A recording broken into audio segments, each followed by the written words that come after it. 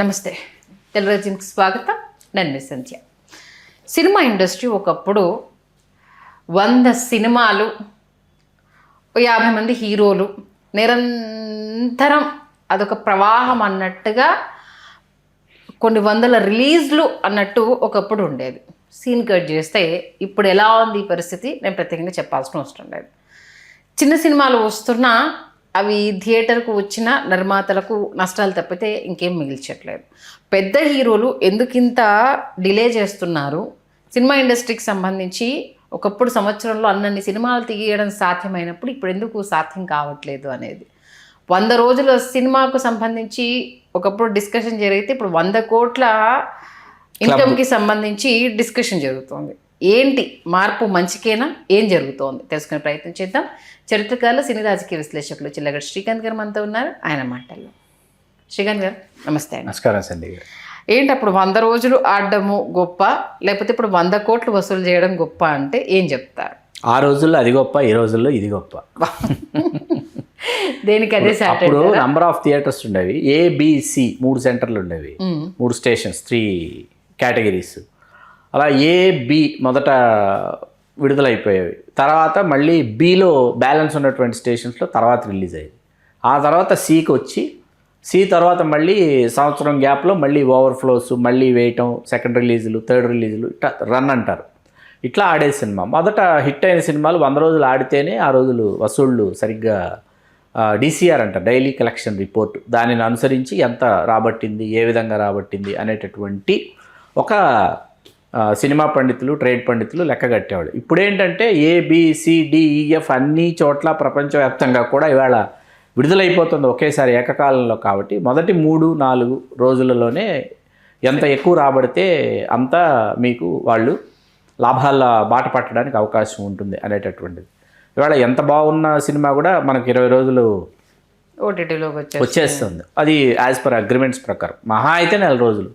4 రోజుల తర్వాత మనం ఖచ్చితంగా ఓటీటీలో ఆ వెసులుబాటు ఉంది. కాబట్టి ఈలోపు ఒకసారి మౌత్ టాక్ స్ప్రెడ్ అయిన తర్వాత ఏంటంటే థియేటర్లోనే చూడాలి, థియేటర్కి ఎక్స్పీరియన్స్ ఇంపార్టెంట్, ఆ అనుభూతి థియేటర్లోనే అందుతోంది, దొరుకుతుంది అన్నప్పుడు ఖచ్చితంగా థియేటర్కి వెళ్ళి ఎంజాయ్ చేసేటటువంటి ప్రేక్షకులు కుటుంబాలతో సహా ఇవాళకి థియేటర్కి వెళ్ళి సినిమాని ఎంజాయ్ చేసేటటువంటి వర్గం ఉన్నారు. లేరంటే చాలా తప్పు.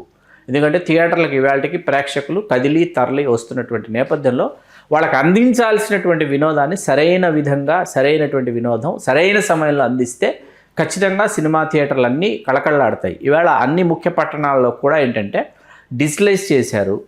ఆ తర్వాత వాష్రూమ్స్ దగ్గర నుంచి తర్వాత మీకు థియేటర్ లోపల ఉన్నటువంటి ఫెసిలిటీస్ వరకు కూడా వాటినన్నింటినీ కూడా ఆధునీకరించినటువంటి థియేటర్లు ఇవాళ తెలుగు రాష్ట్రాల్లో ఉన్నాయి. కాబట్టి థియేటర్కి ప్రేక్షకులు తరలి వస్తారు. కాకపోతే ఆ మొదటి వారం ఏదైతే ఉందో అది అత్యంత కీలకం అనమాట. ఆ వారం రోజులు థియేటర్లకు ప్రేక్షకులను రప్పించగలిగితే కనీవిని ఎరుగిన లాభాల బాట నిర్మాతలు, డిస్ట్రిబ్యూటర్స్, ఖచ్చితంగా బయ్యర్స్ వీళ్ళందరూ కూడా పొందుతారు. ఓకే, అన్ని కోట్ల రెమ్యునరేషన్స్ ఇస్తూనే ఉన్నారు. ఒకప్పుడు సంవత్సరంలో ఒక్కొక్క హీరో 10 సినిమాలు, కృష్ణ గారు అయితే ఏకంగా 16 సినిమాలు, 18 సినిమాలు, చిరంజీవి గారు 14 చేసింది, 14 సినిమాలు, ఏఎన్ఆర్ గారు, ఎన్టీఆర్ 6, 8. అసలు సంవత్సరంలో ఇన్ని సినిమాలు ఎలా రిలీజ్ చేసేది, ఎలా కష్టపడేది? అప్పుడు సాధ్యమైంది.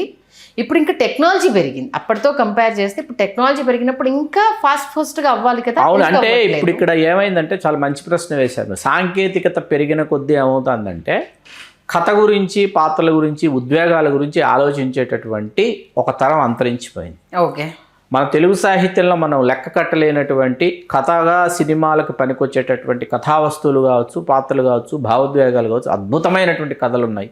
అద్భుతమైన సాహిత్యం మనకు ఇవాళ చాలామంది నూతన వర్ధమాన రచయితలు ఎవరైతే ఉన్నారో చాలా గొప్పగా రాస్తున్నారు. ఇది వాస్తవం. వాళ్ళ ప్రాంతం గురించి కావచ్చు, స్మాల్ టౌన్ స్టోరీస్ అంటారు, స్మాల్ టౌన్ స్టోరీస్ కావచ్చు, ఆ ప్రాంతంలో జరిగినటువంటి ఇతివృత్తం కావచ్చు, దానిని తీసుకొని వాళ్ళ అద్భుతమైనటువంటి కథలు తయారు చేస్తున్నారు. అయితే ఇవి తెరకెక్కే సమయానికి ఏమవుతుందంటే ఆత్మ లోపిస్తుంది, సోల్ మిస్ అవుతుంది. ఎందుకు మిస్ అవుతుందంటే తొందరపాటుతనం ఒకటి, బడ్జెట్ పరిమితులు ఒకటి. అట్లాగే తొందరపాటుతనం ఎందుకన్నానంటే ఈ సమయంలో పూర్తి చేసి ఈ సమయంలో విడుదల చేసేయాలి, థియేటర్కి వస్తున్నామా ఓటీటీకి వస్తున్నామా కూడా అవగాహన లేనటువంటి వాళ్ళు ఇవాళ ఈ ప్రక్రియలోకి వస్తున్నారు. తీయటం ఎవరైనా తీసేయచ్చండి. తీయటం సులభమైనటువంటి మనకు నచ్చినటువంటి కథ, నచ్చినటువంటి పాత్రధారులు, నచ్చినటువంటి లొకేషన్స్ మనం తీసేయచ్చు. తీసిన తర్వాత ప్రేక్షకుడికి ఎంత తొందరగా ఇది అందింది, ప్రేక్షకుడికి అందించడం, మీరు చూసుకోవటం అనేది మీ ఆనందం. ప్రేక్షకుడికి అందాలి కదా, ప్రేక్షకుడికి అందేటటువంటి ప్రక్రియలో వీళ్ళు తడబాటు పడుతున్నారు. అందించాల్సినటువంటి, ఇందాక మనం మాట్లాడడం, సోల్ మిస్ అవుతుంది కంటెంట్. ఆ సోల్ మిస్ అయ్యేటప్పటికి ఏమవుతుందంటే మీరు కంటెంట్లో మీరు ఇంకా హోంవర్క్ చేయాలి, మీరు రీరైట్ చేసుకోవాలి, రీరైట్ చేసుకుని చేయాల్సినటువంటి పరిస్థితి. సాంకేతికత పెరగలేదని చెప్పట్లా. సాంకేతికత పెరిగిన తర్వాత ఏమైందంటే మీరు సాహిత్యాన్ని, కథకు సంబంధించి ఇతివృత్తాన్ని, పాత్రల మనస్తత్వాన్ని మీరు ఔపాసన పట్టాలి, మీరు అధ్యయనం చేయాలి. ఎన్ని నెలలైనా సరే మీరు ఖచ్చితంగా పేపర్ మీద పెట్టి మీరు దానిని చూసుకోవాలి. పేపర్ మీద కథగా మీరు మీ కథని, మీ పాత్రని మీరు ముందు పేపర్ మీద చూసుకోగలగాలి. ఆ తర్వాత తెర మీదకి తీసుకురావడానికి ప్రయత్నించాలి. ఇక్కడ ఎంత బలంగా ఉంటే తెర మీద మీకు అంత గొప్పగా, అంత శక్తివంతంగా అవి కనిపిస్తాయి. మణిరత్నం గారిని గతంలో ఎప్పుడో ఒకసారి ఆయన ఇంటర్వ్యూ చేసినప్పుడు ఏ సినిమా విజయానికైనా మూలం ఏంటి అని అడిగినప్పుడు అది లాస్ట్ క్వశ్చన్. ఆయన 3 పదాలు, ఒక పదం 3 సార్లు చెప్పారు, స్క్రిప్ట్ అన్నాడు ఆయన. అంతే కదా, ఇదే మాట 3 సార్లు చెప్పాడు. మీరు ఎన్నిసార్లైనా పేపర్ మీద పెట్టి మీరు ఎన్నిసార్లైనా పేపర్ చింపేసేయండి, పర్వాలేదు. తీసుకెళ్ళిన తర్వాత ఏంటంటే దానిని మీరు అక్కడ ఎంత అద్భుతంగా ఆవిష్కరించారు. అంతే సార్. ఇప్పుడు స్క్రిప్ట్ బాగాలేకుండా మీరు ఎన్ని అంగులు పెట్టినా జనాలకు ఎక్కట్లే. ఎంత పెద్ద సినిమా అయినా 1 డేలో హిట్టా ఫట్టా చెప్పేస్తున్నారు. ఒక 1 డే అన్నారు, ఒక షో. ఒకప్పుడు ఏంటంటే సోల్ ఉండి హంగామాలు ఏం లేకపోయినా న్యాచురల్ లొకేషన్ లో తీసినా హిట్ అయిపోయింది. ఇప్పుడు మీరు ఎన్ని గ్రాఫిక్స్ పెట్టినా, ఎంత టెక్నాలజీ అప్గ్రేడెడ్ గా మీరు తీసినా, మీరు గ్రాఫిక్స్ అనే మాట, విఎఫ్ఎక్స్ గురించి మాట్లాడి ఇవాళ ఏమైపోయిందంటే విఎఫ్ఎక్స్ వాళ్ళ ఆధిపత్యంలో ఇవాళ తెలుగు సినిమా బతుకుతోంది. ఎందుకు బ్రతుకుతోంది? మీరు ఒక లొకేషన్ని మీరు డిస్కవర్ చేశారు, లేకపోతే మీరు ఒక లొకేషన్ని సృష్టించాలనుకున్నప్పుడు ఏమైపోతుందంటే అసలు ఈ కథకు ఆ లొకేషన్ అవసరమా, ఆ నేపథ్యం అవసరమా, ఈ కథ, ఈ పాత్రలు దాన్ని కోరుతున్నాయన్న విషయం పక్కన పెట్టేసి ఇక్కడ ఈ బ్యాక్గ్రౌండ్లో మనం ఈ బ్లూ మ్యాట్లను, గ్రీన్ మ్యాట్లను చేసేసిన తర్వాత ఇవి మీరు పేర్చుకుంటూ రండి, ఇవి మీరు కూర్చుకుంటూ రండి అనేటప్పటికీ ఇక్కడ మీకు సమయం అంతా మీకు ఇక్కడ కిల్ అయిపోతుంది, మీకు అయిపోతుంది. ఇక్కడ మీకు ఇది అవసరమా కాదనేది పేపర్ మీద రాసుకుంటున్నప్పుడు మీకు అర్థం కావాలి. పాత్ర తాలూకు ఉద్వేగం అండి, పాత్ర తాలూకు భావోద్వేగం ఏదైతే ఉందో, పాత్ర తాలూకు మనం చెందాల్సినటువంటి, ప్రేక్షకుడు చెందే ఒక అనుభూతి ఉంటుంది. అది చెందడానికి ఏంటంటే మీరు ఎక్కడ విఎఫ్ఎక్స్ చేశారు, దేశంలో ముంబైకి వెళ్ళారా, చెన్నైకి వచ్చారా, బెంగళూరుకి వెళ్ళారా, ఇది కాదనమాట. మీరు అనుభూతి మీరు చెందే విధంగా మీరు కథని, పాత్రని రక్తి కట్టించారా లేదా, ఆ విధంగా మీరు తెరకెక్కించారా లేదా. హృదయపూర్వం అని ఒక సినిమా మోహన్ లాల్ గారిది. అవి ఎక్కడ విఎఫ్ఎక్స్ వాడారు, ఎన్ని చోట్ల విఎఫ్ఎక్స్ వాడారు ఒకసారి చూడాలి మీరు సినిమా. ఆ పాత్ర తాలూకు ఉద్వేగం ఏదైతే ఉంటుందో, మోహన్ లాల్ గారి పాత్ర తాలూకు ఉద్వేగం ఏదైతే ఉంటుందో, ఆయన సరికొత్త ఎక్స్ప్రెషన్స్ ఇచ్చారు. ఆయన ఉద్వేగం ఏదైతే ఉంటుందో ఆ ఉద్వేగమే సినిమా అనమాట. ఆ పాత్ర తాలూకు ఉద్వేగమే హృదయపూర్వం అనేటటువంటి సినిమా అనమాట. పాత్రలు రాసుకోండి, కథలు రాసుకోండి, సంఘటనలు, మీ జీవితంలోని సంఘటనలను మీరు ఏర్చి కూర్చి తీసుకోండి. మన సాహిత్యంలో, మన కథల్లో మన ఇతివృత్తాలు దొరుకుతాయి. రచయితలతో సంభాషించండి, అట్లాగే మనుషులతో మాట్లాడండి, కొన్ని ప్రదేశాలకి, కొన్ని ప్రాంతాలకు వెళ్ళండి, అధ్యయనం చేయండి. Small town, each and every small town, దానికి సంబంధించి ఒక కథ ఉంటుంది, ఒక ఇతివృత్తం ఉంటుంది, ఒక నేపథ్యం ఉంటుంది. దబాంగ్ అని ఒక సినిమా వచ్చింది మనకి, సల్మాన్ ఖాన్. ఎందుకు దబాంగ్ కని విని ఎరుగని వికటాట్టహాసం చేసేలాగా ఎందుకు అంత విజయదుందుం రోగించిందంటే it's a small town movie.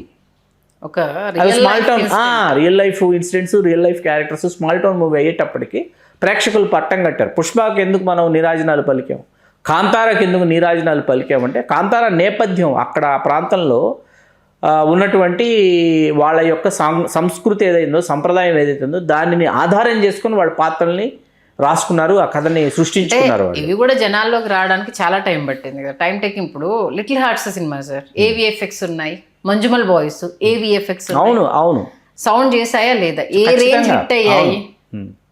చిన్న సినిమాలకు ఎవరింట్లోనో లిటిల్ హార్ట్స్ చూస్తూనే ఉన్నారు, రాజు బెడ్స్ రాంబాయి చూస్తూనే ఉన్నారు కదా. గ్రాఫిక్స్ వాడారు, స్టోరీ అదే ఆ పాత్రలు ఎందుకు ఆ వయస్సులో ఉన్నటువంటి అమ్మాయి అబ్బాయి ఏం ఈ నాట్ ఓన్లీ లిటిల్ హార్ట్స్ అండి, ఆయన ఒక సినిమా, రాజావారు రాణిగారు అని ఒక సినిమా, ఇవన్నీ కూడా ఆడాయి కదా.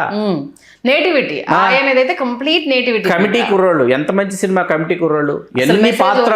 ఎన్ని పాత్రల తాలూకు ఉద్వేగం కమిటీ కుర్రోళ్ళలో ఉంది. చిన్నప్పుడు ఆత్రం అని ఒక పాత్ర, వాడు చచ్చిపోతాడు కమిటీ కుర్రోళ్ళలో. ఆత్రం అనేవాడు చచ్చిపోతే మనం అసలు ఎంత ఉద్వేగానికి మనం ప్రేక్షకుడిగా మనం లోనవుతాము. ఆత్రం అనే పాత్ర చచ్చిపోతే అంత బాధ మనకు కలిగింది. అవును. ఏంటి అసలు వాటితో కలిసి మనం ప్రయాణం చేసాం, ఆ పాత్రలతో కలిసి, ఆ ఉద్వేగాలతో కలిసి. ఇక పెద్ద హీరోల సినిమాలు అని అంటే ఈ మధ్యకాలంలో అయితే సీరియస్లీ 2 సంవత్సరాలకు 3 సంవత్సరాలకు ఒక్క సినిమా అన్నది మనం చూస్తూనే ఉన్నాం.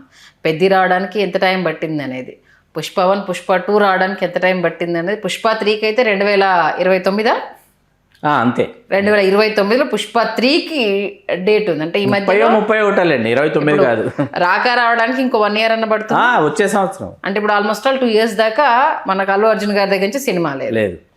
ఇప్పుడు మనశంకర వరప్రసాద్ తర్వాత చిరంజీవి గారి అక్టోబర్ అంటున్నారు, అది డిలే అవుతూనే వస్తుంది. నాగార్జున గారు కూడా ఇప్పుడు కుబేరన్ తర్వాత ఏం సినిమా 100వ సినిమా వైపు వెళ్ళిపోయారు అంతే. ఆల్మోస్ట్ అంతో ఇంతో కొంత బాలకృష్ణ గారు అలరించారు. ఎవ్రీ ఇయర్ ఏదో ఒక సినిమాని రిలీజ్ చేస్తూ బాలకృష్ణ గారు ట్రెండ్ అవుతున్నారు. రిలీజ్ అయిన ప్రతి సినిమా హిట్ అవుతుంది. మరి ఆయన సినిమాలో భారీ విఎఫ్ఎక్స్ ఏం లేదు, స్టోరీ బేస్డ్గా వెళ్ళిపోతున్నారు. ఆయన హిట్ కొట్టేశారు. వెంకటేష్ గారు కాస్త కూస్తో ఆయన సంవత్సరానికి ఒకసారి ఆయన పలకరిస్తూనే ఉన్నారు. ఇక పెద్ద హీరోలు అయితే ఇప్పుడు రాజమౌళి గారి చేతిలో వారణాసి పడిపోయింది, 2 years మహేష్ బాబు గారు లాక్, ఎన్టీఆర్ గారిది ఇప్పుడు ఎప్పుడు వస్తుందో తెలియని సిచ్యువేషన్, డ్రాగన్. వీటన్నిటి గురించి చెప్పాలంటే ఏం చెప్తారు? అంటే పాన్ ఇండియా అనేటటువంటి జాడ్యం పాన్ వరల్డ్, దీనివల్ల భాషకు ఒక నటుని తీసుకురావటం, లేదా భాషకి 2 చొప్పుల నటుల్ని తీసుకురావటం, వాళ్ళ డేట్లు వాళ్ళకి నేర్పించడం, వాళ్ళు నేర్చుకోవటం, ఈ టైం టేకింగ్ ప్రాసెస్, మీకు ఒక తర్వాత షూటింగ్కి వెళ్ళిన తర్వాత అట్లా కాదు ఇట్లా కాదు అట్లా అనేటటువంటి మార్పులు, ఈ మార్పులు చేర్పులు కూర్పుల వల్ల మీకు ఏమవుతుందంటే విని ఎరిగినంత ఆలస్యం అవుతుంది. తర్వాత మళ్ళీ పరభాష నటుల్ని తీసుకొచ్చిన తర్వాత వాళ్ళకి ఖచ్చితంగా మళ్ళీ డబ్బింగ్ చెప్పించుకోవాలి.